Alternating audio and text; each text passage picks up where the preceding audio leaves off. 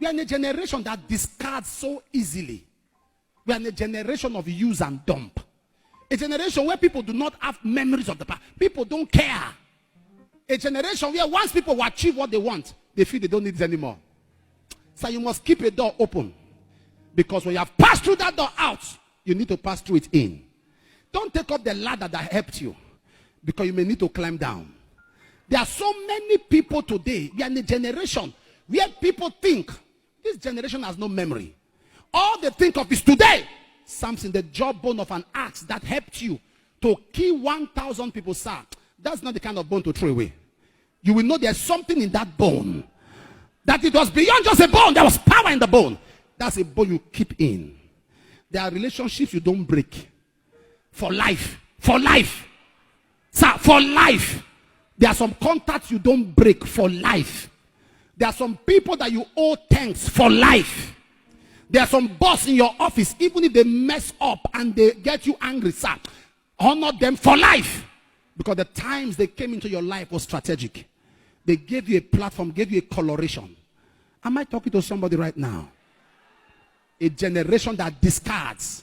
The same man of God who dedicated your baby is the one you are fighting. The same pastor who dedicated your baby, and that's your church. That's your branch. That same pastor, you will sit down, you will finish the wife. Because you feel you don't need a jawbone anymore. The same man that believed in you and carried you up is the man you have conspired with those that hate him to fight. Because you believe you are done with the jawbone. You don't need it anymore. In the same place where grace came, grace kept you. Now you are blessed. You are not trying to ask us if tithing is scriptural. When you were broke, you didn't ask that question.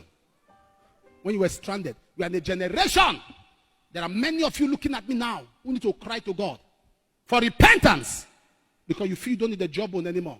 Before you got married, you lay on the altar, you cried, you wept, did everything. Now you are married. The baby that God gave you is the reason you can't come to church early.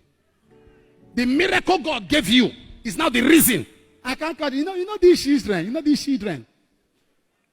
Yet people have 10, have 8, have 6, and they don't joke with service. You walked out of a grace thinking you have arrived, not knowing the grace still has so much to cover you. If you stayed under a grace for 10 years and you think you have so much, just imagine if you're under that grace for 20 years.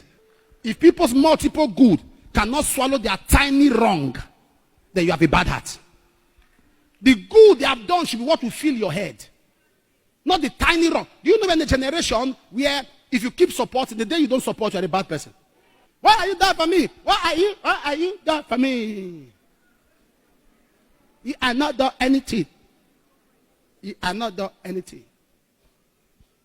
I don't care. So now you are not feeding me, I don't care. Anybody that you talk to me, I bullshit you, man.